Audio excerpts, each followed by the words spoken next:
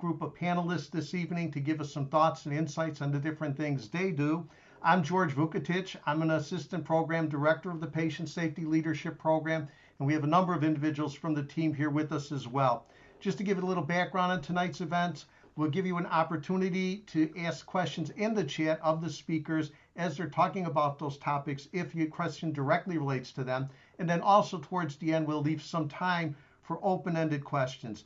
So with that, let me start. Sarah, if you're okay to put up the next slide with the speaker's background, just give you a little bit more detail on everybody. As you can see here, we have Dr. Apurv Gupta. He's a transformational healthcare executive with more than 2 decades of experience leading clinical innovation, organizational revitalization, and sustainable performance improvement across the healthcare landscape. Dr. Gupta, is there anything else you'd like to add? I know we'll go into more detail, but wanted to give a little introduction up front. And if you have anything else you want to add here at this point, you are welcome to. Well, I think it's all amazing. Thank you so much for that kind intro. The only thing I'll add is that I'm an internal medicine physician as well, and I worked as a hospitalist for many years. Great, very good. Thank you, Dr. Gupta. Next up on my screen, I have David Dibble. David is a very interesting gentleman. He's a deep systems thinker. He is an early adopter in the quality of movement era of the 1980s. Hopefully all you were around in the 1980s. And his early work influences has been the world's foremost quality expert from Dr. Edwards Deming. So with that, I welcome David. David, is there anything else you'd like to add about your background? No, I think probably some of that will come out as we go along here, but thank you very much. Okay, thank you. And then next up, rounding out our panel is Dr. Sujin Jun.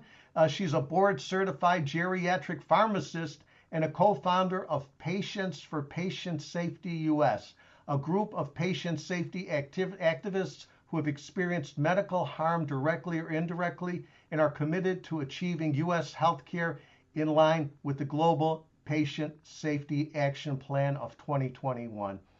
Dr. Jin, anything else you would like to add regarding your background? No, I think you've done a great job introducing. Thank you so much for having me. Okay, very good. Well, thanks to all our panelists. Thank you, everybody else, for joining us.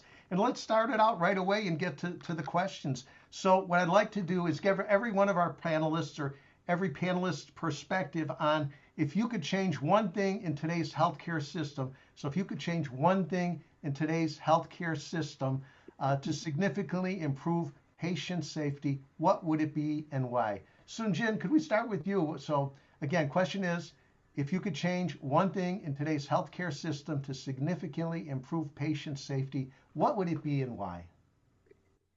So I think I thought about this question pretty deeply because there are so many things I want to change, but how we define what patient really means, I think that can go a really long way. So many people may think, oh, I'm not a patient right now, so it doesn't apply to me whenever a change in healthcare topic, something like that kind of comes up. But patient, to me, patient is a phase of your life. All of us will be a patient at some point in our lives. So when we talk about patient safety, it will affect you. It will affect your loved ones, no matter who they are, where they are, what they do. It's going to affect everybody. So how we define patient, when we do that, when we change how we define patient, I think how we look at patient safety will dramatically change. You know, it's a very interesting perspective because everybody at one point will be, you know, a sister, brother, you know, mother, father, different perspectives of life. And as you go through life and you have those different insights that come along with the things in life. So I like your point on at some point it'll affect you one way or another. Very good, very good. Dr. Gupta, how about your perspective? And I can repeat the question if you'd like. And basically, it's if you Yeah. could change one thing in today's healthcare system to significantly improve patient safety, what would it be and why? Yeah, that's awesome, George. I've been thinking about this a lot too since you kind of laid out these questions in advance. It really gets you thinking, because like Sujin, you wish you had a magic wand and you could probably change a whole bunch of things. One of my former mentors, Dr. Nesatarai, used to say, "If I had a magic wand," and I would say, "That's really interesting."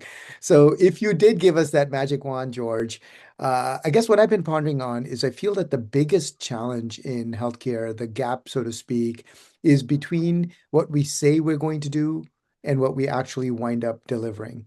And in that gap, is created because we define things like psychological safety or accountability, but we fail to embed those things into our workflows, into our policies, into our systems. And so safety winds up then remaining, very inconsistent. It's because these, the mission, vision, values, we've spent a lot of time crafting them so finely. Then we put them up on the wall, we put them up on our website, and then they start gathering dust. So we haven't figured out how to convert those values into behaviors. And when our frontline staff start to see that, they notice a gap between what we're saying, what we're going to do, and what we're actually doing. So in that gap then enters some skepticism. I wonder, what these leaders are really talking about, and they really mean what they're saying. And then slowly behind that comes some sense of distrust that, now there's a gap opening up further between the words and the actions. And that brings in this element of fear. Once fear comes into the mind, then we all start shutting down. We all know how we operate within the neurobiology of fear. You don't want to say anything. You start becoming defensive. You start becoming protective. You start thinking, well, I'm not going to say anything. Nobody really wants to hear what I have to say anyway. They're not going to really listen to me. So this is kind of like how we all start shutting down as a result of this apparent gap between what we say we're going to do and what we actually wind up doing. So that's the one thing I think I would love to be able to address is like, let's just be clear about what we're going to do, and then let's get out there and do it.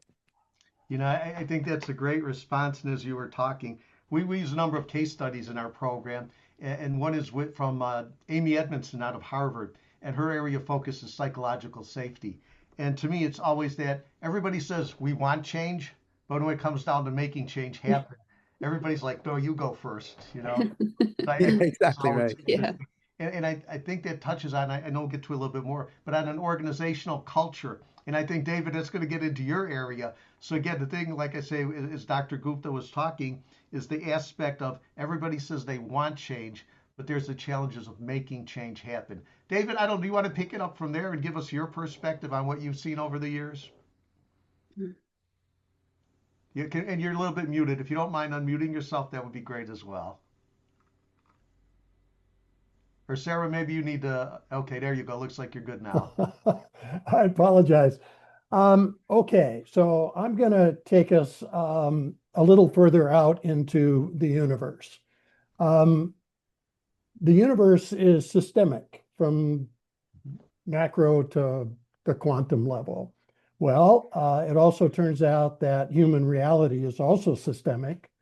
And for practical purposes, 100% of the outcomes that we get, any outcome, whether it's in healthcare or any other part of life, are systemic. And there's an old saying in doing systems work, you only get what the systems will deliver. So when we start looking at safety, for instance, and in particular, let's say a lack of safety, there are two parts of that. One part is the systems. These are the physical systems where we're delivering care.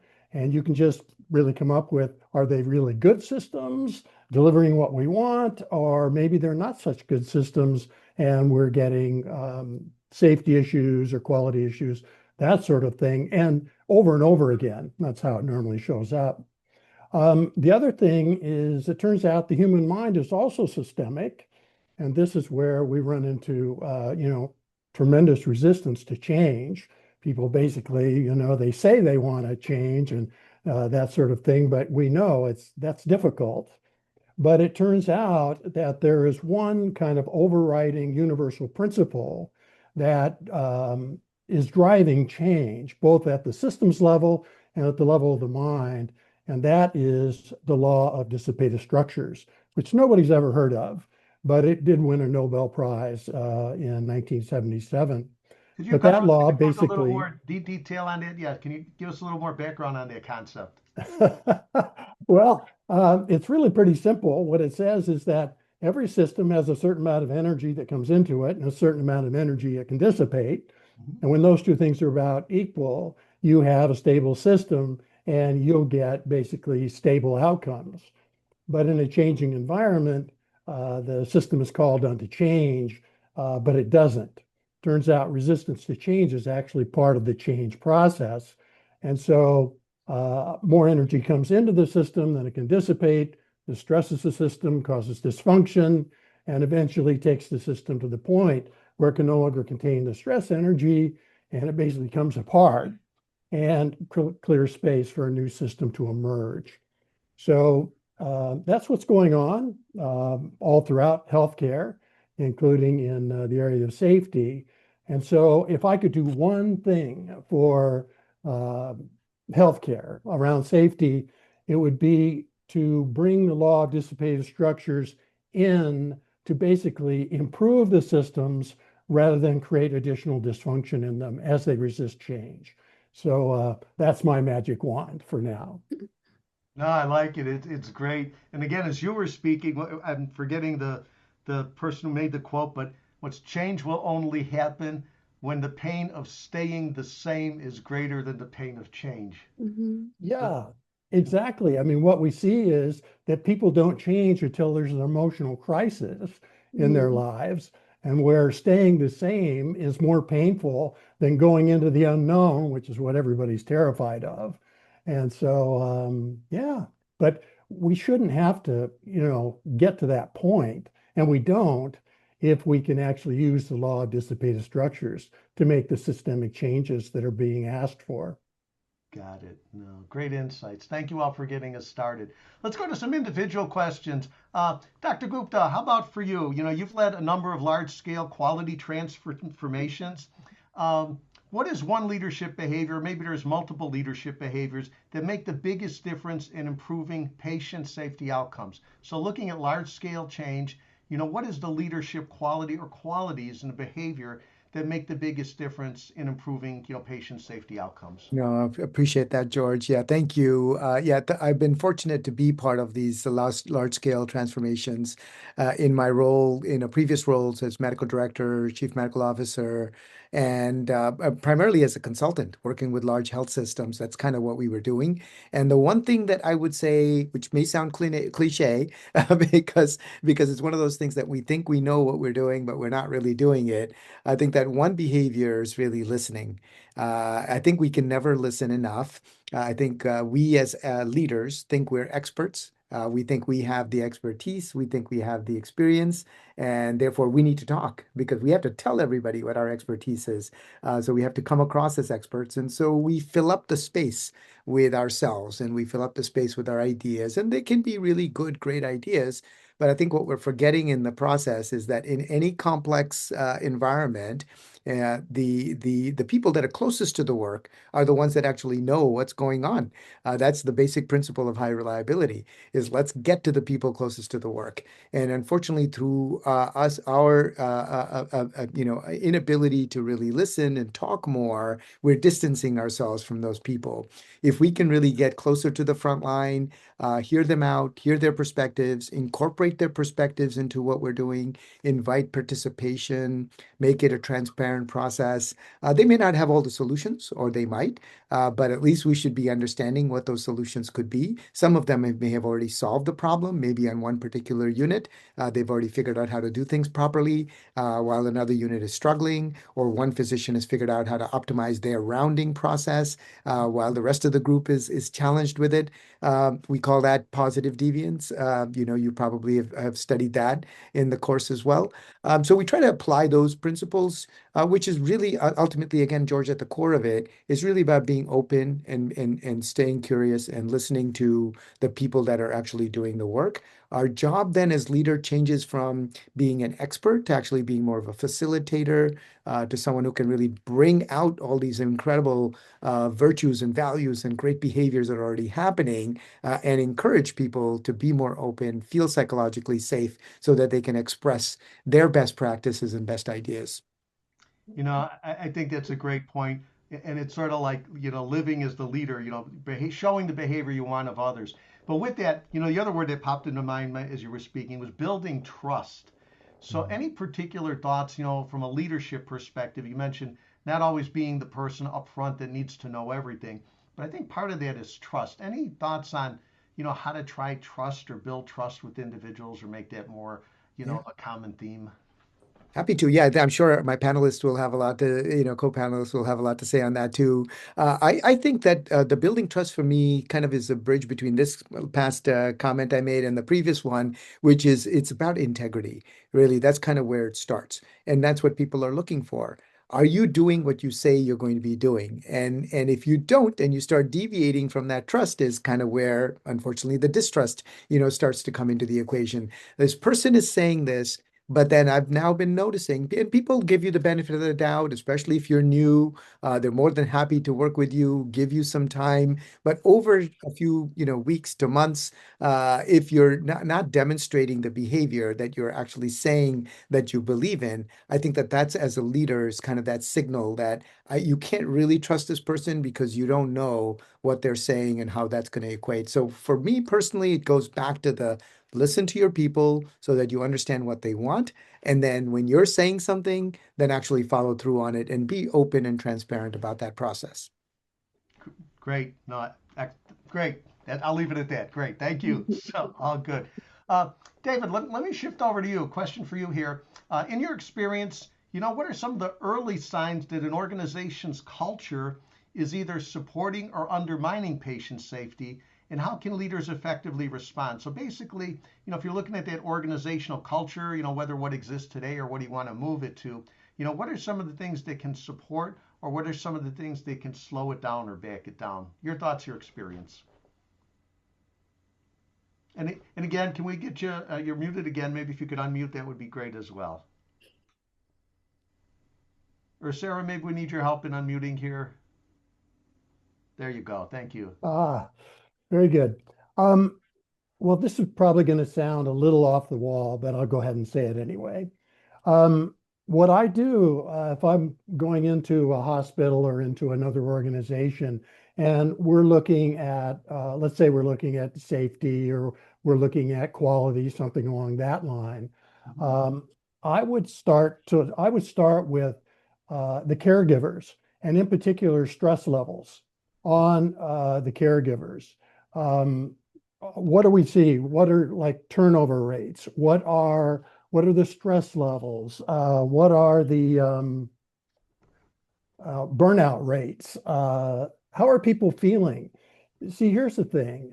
Your patients are going to feel the same way about the hospital that staff does. There's just a lag period. And the staff are going to feel about the hospital basically at the level of systemic quality or safety. And so if you look at stress levels, what you're really looking at is stress and dysfunction, which has been imparted to the systems by the law of dissipative structures, which in turn is transferred to the people that work in those systems.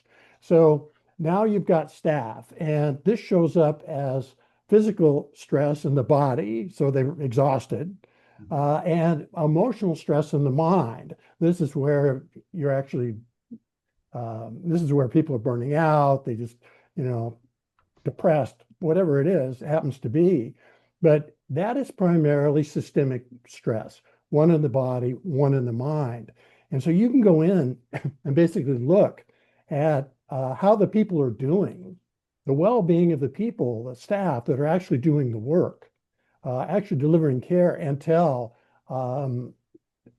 quickly what are the systems like. And the other thing you can do is then match that with where systems or safety issues are showing up. And that'll basically take you to what we would call 80-20, identifying, the critical 20% of the systems, creating 80% of the safety issues.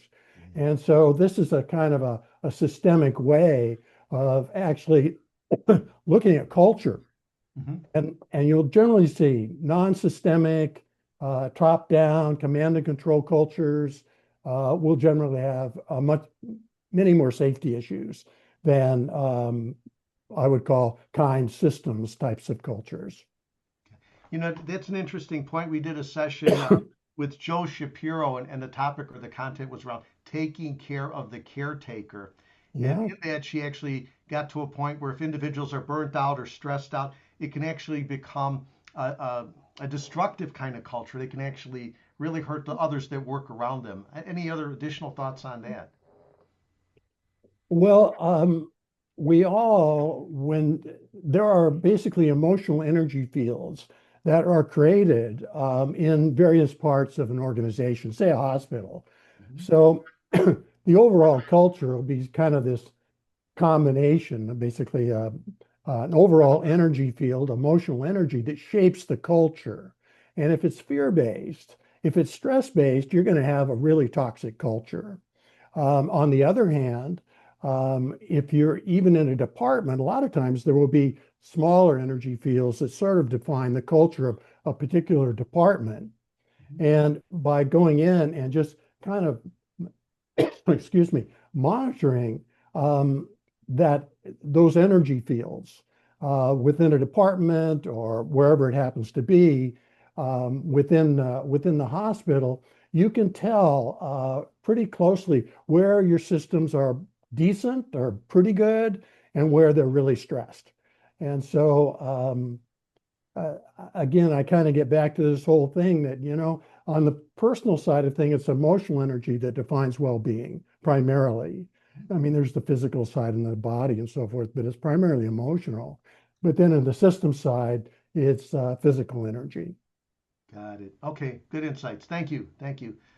Dr. John, from your experiences with healthcare and seeing how harm has come into play, how is that, overall, how have your experiences with healthcare harm shaped your approach to patient safety advocacy and what you do and systems change? Yeah, so I actually changed my career to be a pharmacist after my personal experience as a caregiver for my dad. Oh, interesting. So, my dad experienced many gaps of care as a foreigner and a cancer patient with multiple comorbidities and many medications that he was on. And what killed him actually was from a medication harm, not necessarily the cancer. So after experiencing that, I changed my career. I just naively jumped in, wanting for change in healthcare. And because of the order, how I experienced healthcare as a caregiver, and then changing my career to be a pharmacist, I think how I approach healthcare in general or my practice as a pharmacist is different because of that. I was able to see both sides in best way, I think.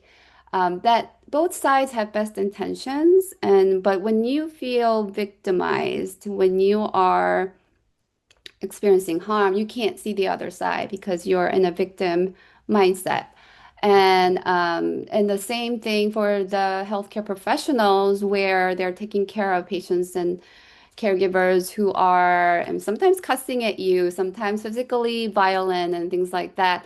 They can be, blaming the patients and, being wanting to be treated professionally and totally understandable on both ends. However, many have many are doing their best. This is how I would like to put it.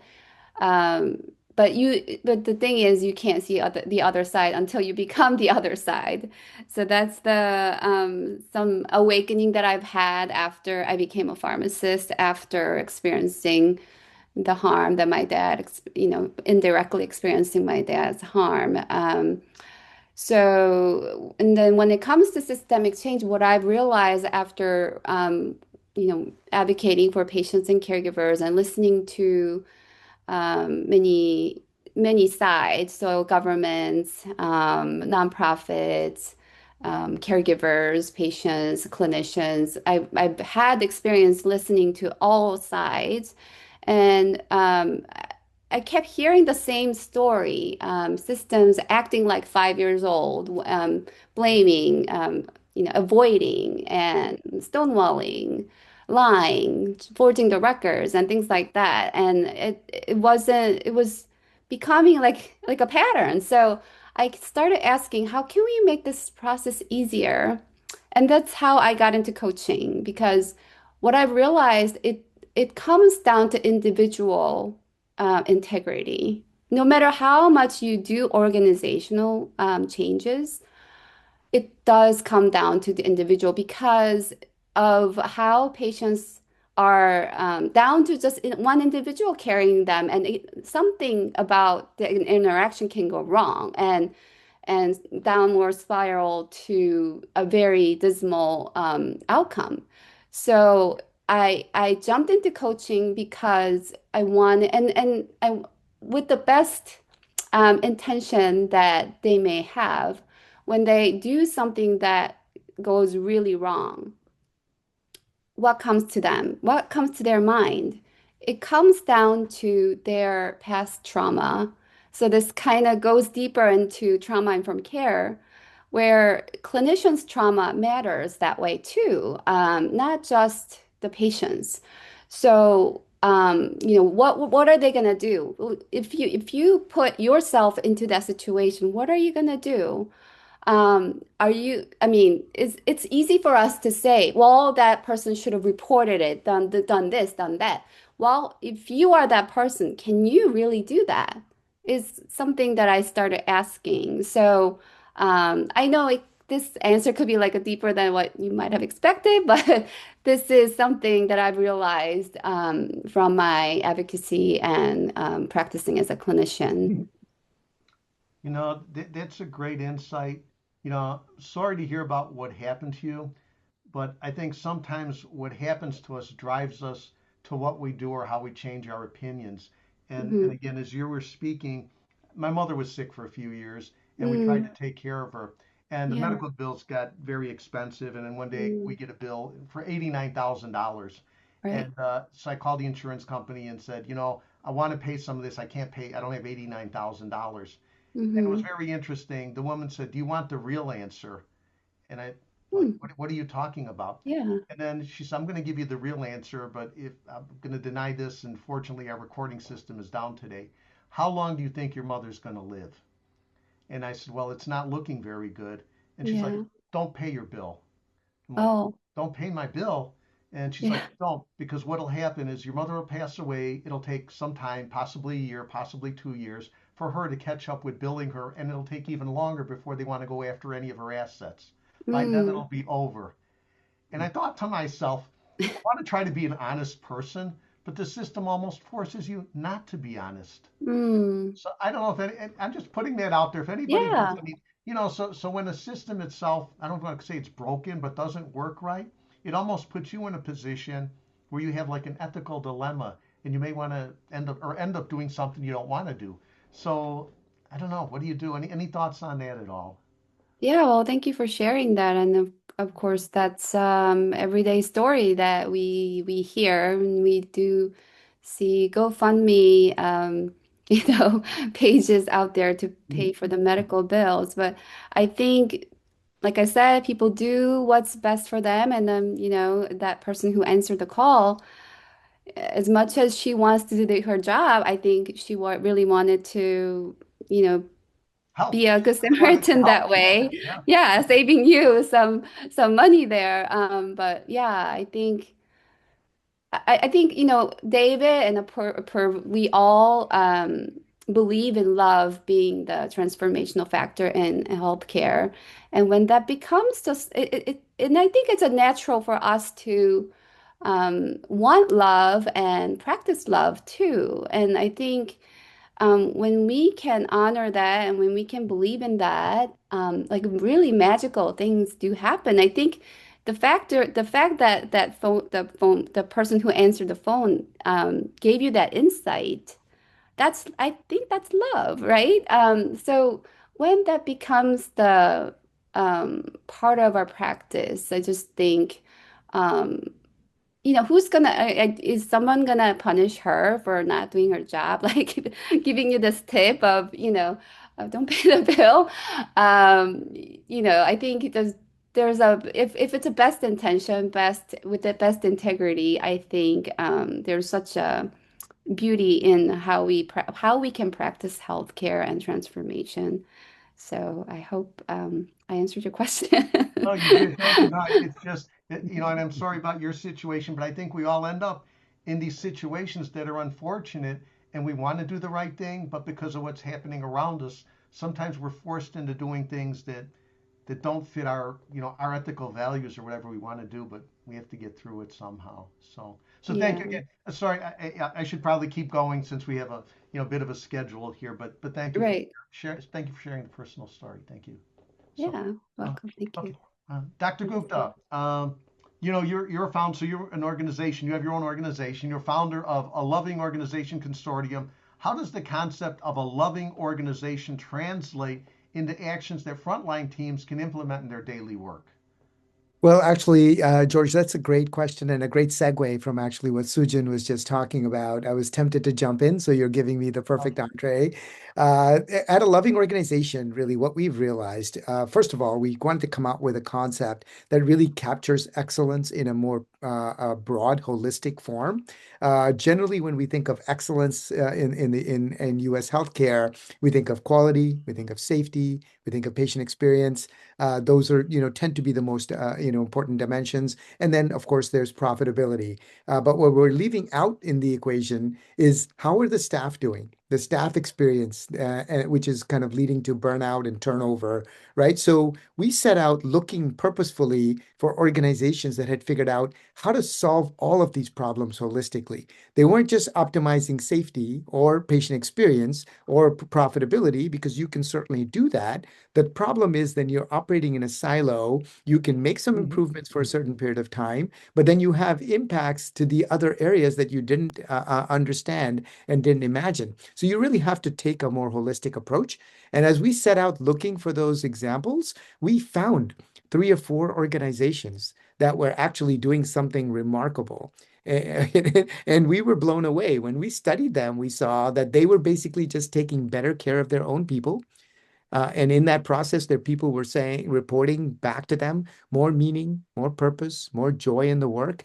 They were more willing to engage in the work, more willing to collaborate, and that was leading to them to all of these amazing outcomes. All the 5 I mentioned. This was like the quintuple aim that we talk about in healthcare, but we're not able to deliver.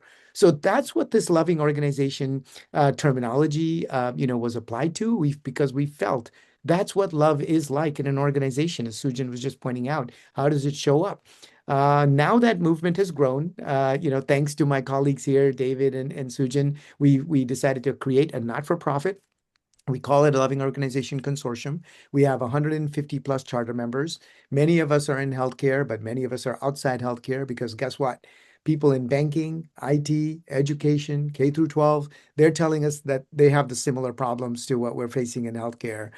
We also have a lot of people in the US, but we have people outside the US, New Zealand, Canada, UK, India, and they're also telling us the same thing.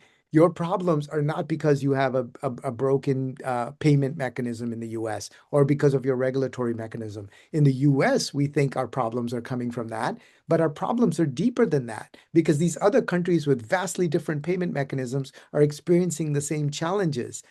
If we don't treat our own people in a loving way, we're going to get burnout and loneliness and such. So that's what the movement is about. It's intended, the idea of the not-for-profit is to foster this social movement and awareness that there are organizations out there that have taken these concepts around being loving, embedded them into their systems, and now are delivering excellence in a much more holistic way.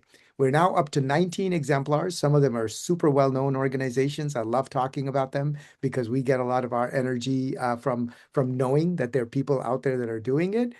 So there's Baylor Scott and White in Texas. There's Advent Health in Florida. In Ohio, there's University Hospitals.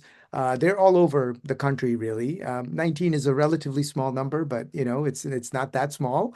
Some are faith-based organizations, some are not faith-based, some are physician groups, some are 10-person clinics. There's a 1,500 physician group called University of Louisville in Kentucky. One is in Hawaii, one is in Alaska.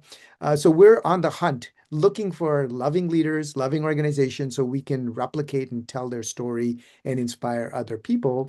And another dimension to answer your question, George, is that what these organizations are essentially doing, How are they creating this love and joy and meaning and purpose at work? Is, well, they're taking the responsibility at the organizational level.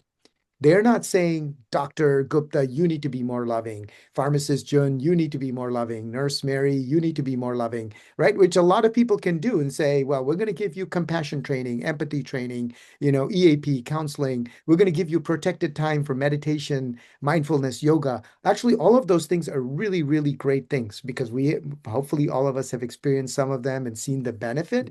The challenge is if that's the only thing we do, then it runs the risk of telling our frontline caregivers that you're the problem. You have a resilience problem. You got to go fix it. And that's actually not the problem. All of us can be more loving. All of us can become more resilient, no problem. But if 50% of people of us in every discipline, every profession, every field in healthcare are burning out, it's not because 50% of us have a problem. It's because the system is not working for us. So these loving organizations are taking the responsibility on themselves to fix the systems. And we call that methodology, we've developed a methodology for it. We call it Integrate, which is a 9-letter acronym that stands for people-based systems. That's the leadership, the teams, the community, the staff themselves. And then we have 5 process-based systems, which is management, culture, technology, workflows, and policies. And when you stack all of those systems together, that's what makes up any organization. So I hope a lot of your systems experts on the call, your students and your faculty will be excited about this because, patient safety is a system science, essentially.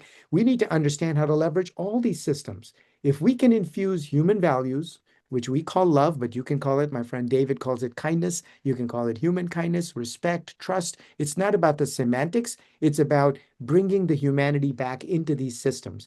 And that's what these 19 exemplars are showing us, is you can systematically transform an organizational culture and make it much better and easier for the frontline people to be loving if you give them the environmental construct within which they can be so. So a little bit of a long answer, but hopefully that gets at the intent of your question. No, that's great. And if you don't mind, before the session is over, either in the chat or towards the end, if you could let individuals know how to connect with you if they want to find out more, either toward, as we, I don't want to put you on the spot right now, but towards the end or in the chat, email, website, whatever else you have. I think it's a very worthy cause, and I think there's a lot of individuals that would want to get more involved. So that'd be awesome. We're actually looking for students. We have an internship program. So if any of your students want to come and join us, we have wonderful things you can do to help us and help us understand more and grow. So thank you for that opportunity.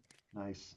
Thank you. David, a couple more questions here. David, so what is one practical way leaders can apply the idea of kind systems? So we're talking about loving organizations, but how about kind systems to address persistent safety challenges? Well, kind systems is the engine of kind systems is the law of dissipative structures.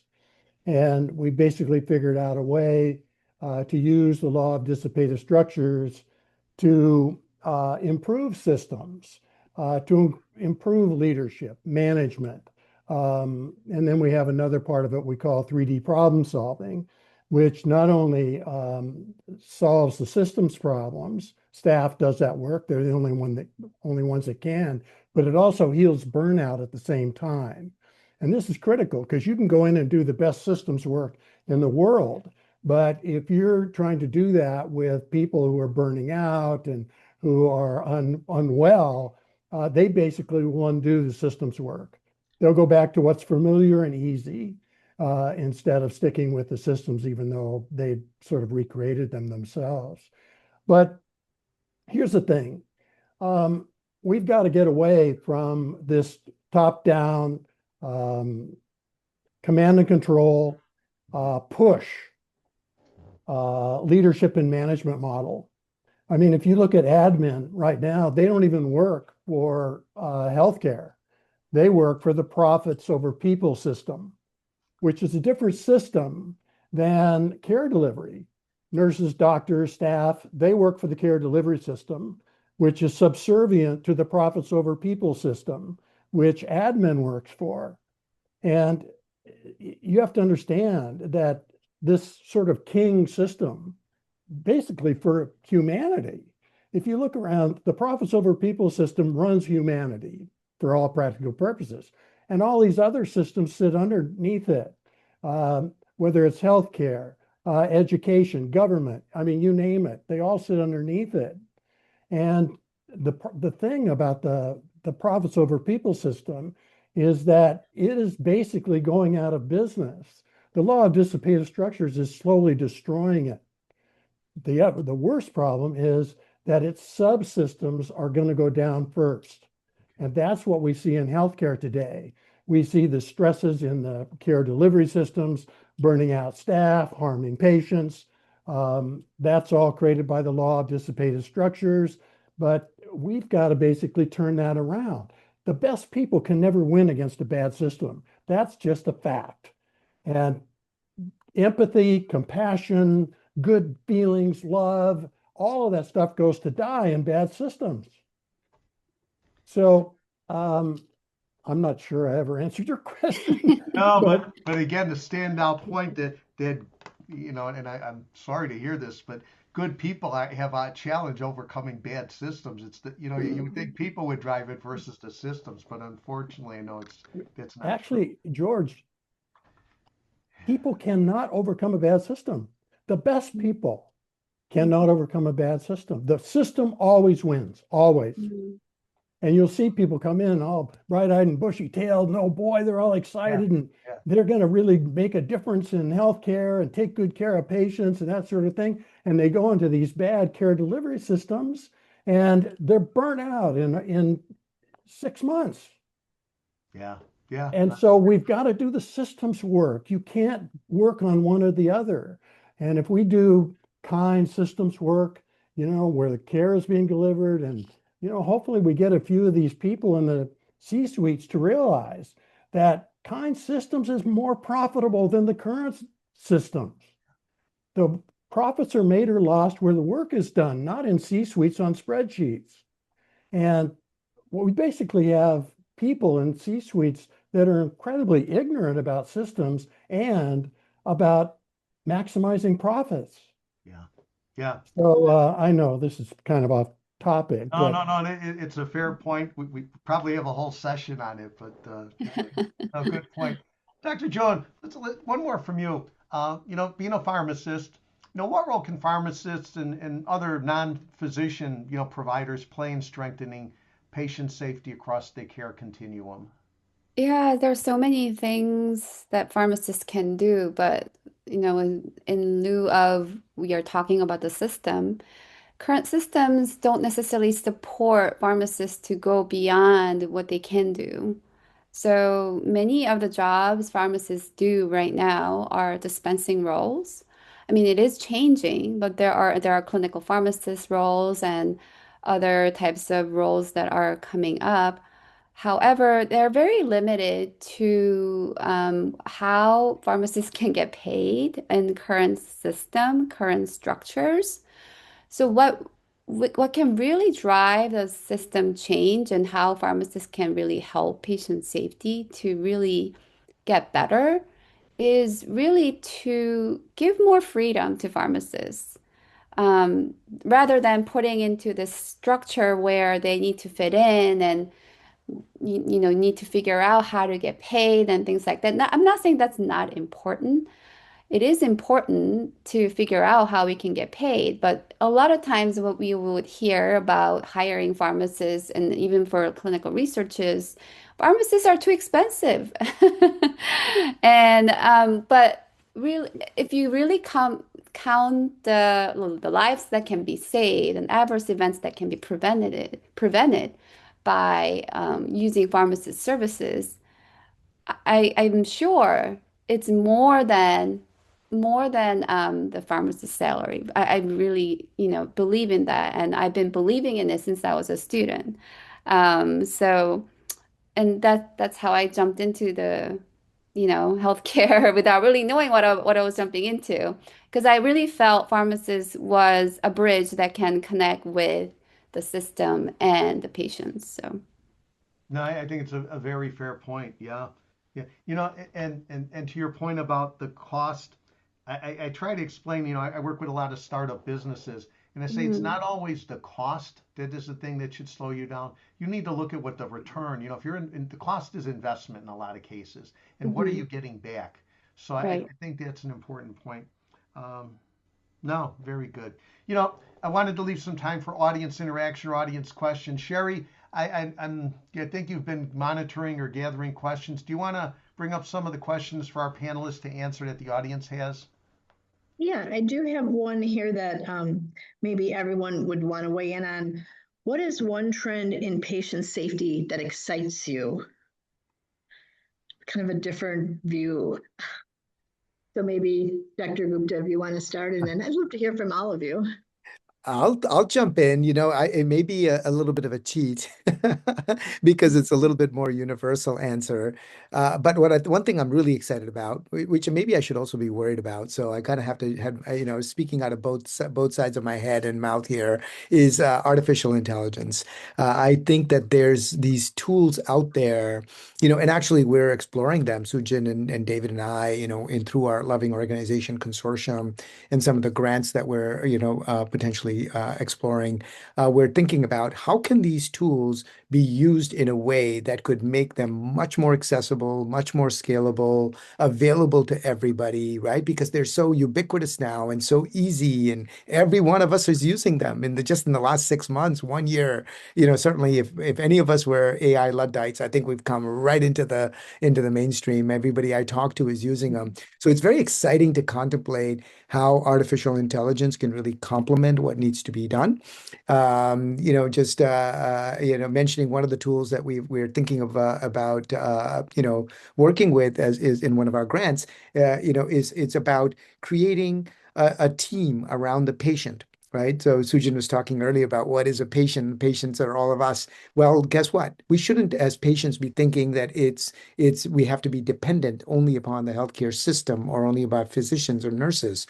We have plenty of resources that are actually available to us that we're now somehow able to leverage. What if we could create a team around us that it constitutes our family members and our friends, and now they could all be aware of our needs? Do I need to go? Does grandma need to go to the hospital on Wednesday? Who's going to take her? Who's going to pick up the meds? Or does she just want a phone call? Or someone going to just come by and visit? Sujin's been thinking about how we take something like that and translate it, from English to Korean or maybe Spanish so that other populations could get access to it. Well, I guess we could do a lot of that with our old-fangled technology, but we can do a heck of a lot more with it with our newfangled AI technology because it makes doing this kind of stuff super easy. So I'm actually super excited about what I think AI tools can bring for us. And I guess at the same time, I said, well, I know we're all worried about AI and safety in the sense of cybersecurity and such. There may be some patient safety risks as well. So I don't want to be naive about it. I think we have to implement these very carefully and thoughtfully. But I do think that they will be able to, in a relatively inexpensive way, be able to enhance access and safety for vulnerable populations. Good perspective. Sherry, yeah, very good. All right, any other panelists want to add to that? I don't know, Sherry, what do you have, or any panelists want to add on to what Dr. Gupta just mentioned? Yeah, well, I've got a couple other questions, so maybe I'll go to the other questions, but we can come back to that being excited. I like to end on a good note like that. There's an interesting question here. What traits of leadership should we develop now that are uncommon to see in the field of patient safety? What leadership traits do you feel we should focus on?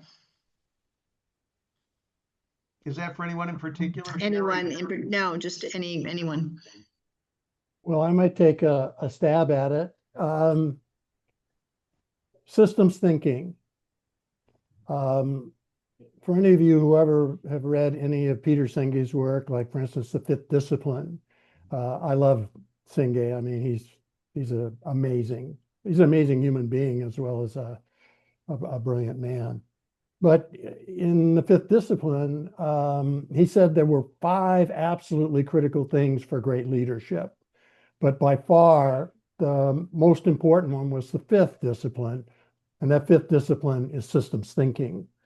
And it's not taught, it's not taught in the MBA programs, and it's not taught in healthcare. It's really, I might go a step further and I might say, how about kind systems thinking? Apurv and I talk a lot about systemic love, systemic kindness. Here's the thing. You're only going to get what the systems deliver. You can jump up and down and scream and yell and do whatever you want, but you're only going to get what the systems deliver. Why not learn how to make the systems deliver what we want? And starting at the top. I mean, if you want profits, great. Where are they going to come from? They're going to come from the systems where the work is done. So that's fine. But if you go down and you create kind systems where the work is done, then everybody benefits from that profitability, not just the people at the top. So that's what I would look for. I would teach systems thinking from kindergarten through grad school. Thank you. That's so important. Another question here in the chat. How can healthcare systems move beyond acknowledging lived experience and begin structurally integrating this into bolstering systems with high reliability? Oh, I'm sorry, I misread that. I'm sorry. How can healthcare systems move beyond acknowledging lived experience and begin integrating it into training and accountability?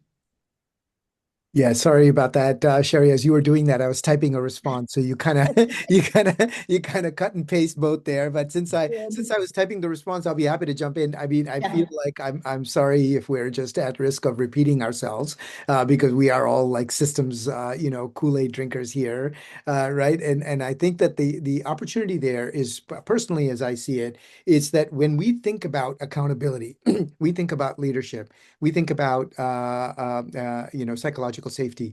The tendency is for us to think that they're all traits of individuals, which they are. So I don't want to completely take that away, but they also come out from the systems overall. How is the team set up? How is the department set up? How is the organization set up? That encourages more people to be able to operate in the way that we think that they should be operating, right? Changing the default, creating the standard, changing expectations. Most people in an organization, George asked this question earlier, what have you learned in organizational transformation?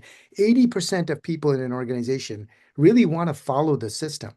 If we don't give them a system, then they go willy-nilly and doing whatever they want. Now we have chaos and variation because nobody created the standard. If we create a standard and say, this is the system, and make that system humane and loving and kind, and so that people flourish within that system, 90% of your people are going to follow it. The 10% of the people that are always going to do the great thing anyway, 80% of the people that want to follow it, you might have 5 to 10% of the stragglers who are just like, they don't want to follow any system. But, those people inevitably also come along. Usually we find that there's very, very few people that really don't want to completely cooperate. They might eventually wind up exiting, but in the process, you've wound up creating great definitions, great standards, great workflows, and they're very humanistic so that they're sustainable. So I guess I would always just keep coming back to the same point. Like, it's about how we design our systems to work for the humans rather than the humans working for the systems. Most people are good people. They want to do the right thing. We should stop thinking that we've got to chastise them, supervise them, manage them, and get them out of their jobs. And then we got to remediate them and train them and blah, blah, blah. We should think if we fix our systems, people will rise up to the level that we're allowing them to. Great point. Sherry, I think we have time for one more audience question at this point. We can take some after the program if people want to stick around, but I do realize that some people have time commitments. So how about one more, Sherry? Yeah. And then we'll ask each one of the panelists to give their closing thoughts. One more for anyone. What is one thing I can start doing tomorrow to make a difference? I guess I can take a stab at it. I mean, I wrote this is related to the what traits of leadership should we develop now that are uncommon to see. It was one of the questions that was asked, and but like I wrote healing your own wounds. It kind of relates to how we can get out of the victim mindset. Unless we can get out of it, we cannot see the other side, that the empathy kind of stops from there. So it really takes the courage to look at your own wounds. And in order for you to have the space to contain the patients and caregivers that come to for your care, for your help, you really need to have done some work internally, the healing wounds. That's where I just want to give a little more context than what I was saying about that. that is a leadership. To me, that's a leadership. Everyone in healthcare, whether that person's a janitor, whether that person is a technician, they are leaders. To me, in my viewpoint, they are leaders for patients. Patients are coming to healthcare for help. They are helpless. They are, bound to beds and asking for help. And everyone who's around the patients and caregivers who are in healthcare, regardless of their role, they are leaders for these patients. So to me, every individual in healthcare, their healing, their growth is important because of that. So I just wanted to give a little more context about what I said in the chat. So thank you. Very good. Very good. We're coming up on time here, but I'd like each panelist to take a minute or two. And if there's anything in particular from our conversations today that you want to leave our audience with, what would your final thoughts be? David, do you want to start us out? What would your final thoughts for the audience be based on what we've talked about here this evening? I would advise anyone who wanted to go a little bit deeper into this to start learning a little bit about systems.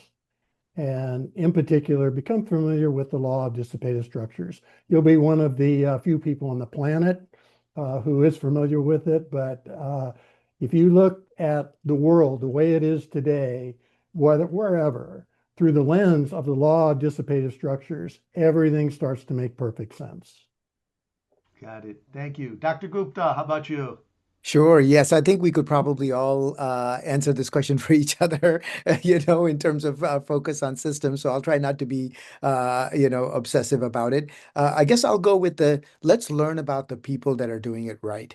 We always talk about the things that are not working. We always talk about the mistakes, the errors, the things that are hurting our patients.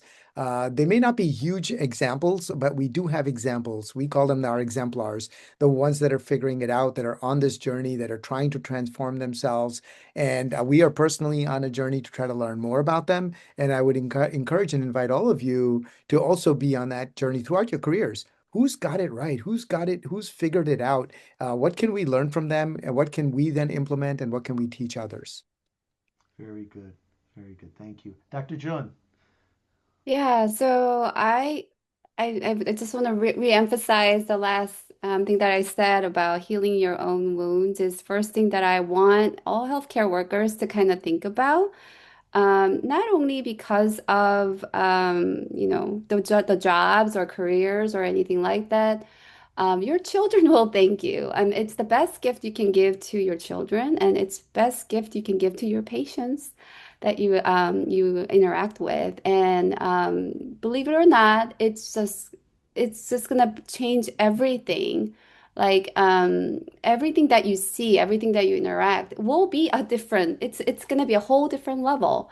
So I know it can be scary, it can be uh, I don't know, it can be overwhelming, so to speak, but it's going to pay the dividends over the years to come. And not only just for your years, it's gonna be it's gonna be a generational wealth. Like, so I always say, leave the legacy of the healed. It's not about the money, it's not about how much you're gonna leave for your children, how much wealth you're gonna leave. What the real wealth is, the healing itself. So that's why I always say healing healthcare is my mission, so to speak. So yeah, so I wanted to throw it out there for you. Thank you so much. No, thank you. No, first of all, I want to thank all of our panelists. Thank you very much for your thoughts and insights. If you're willing to stick around, we want to close out the session. I want to give Sarah a chance to put whatever closing words she has. But if any of the audience, and we still have quite a few individuals with us, if any of them want to stick around and ask more questions. So if the panelists are open, if the audience wants, but I also want to give Sarah a chance to close out the session officially and pick it up from there. Sarah, shut us down from here.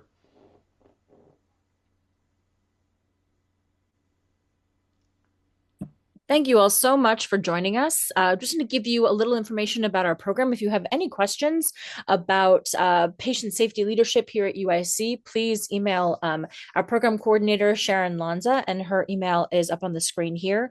And then we do have a quick survey that we would love for you all to fill out. Let us know about your experience. You can scan that QR code. You can go to that link. I also put both of those in the chat for you. We would really love to know your thoughts about our session today, and also your thoughts about what sessions you would love for us to have in the future, because we want to keep doing this and supporting you all through your journeys.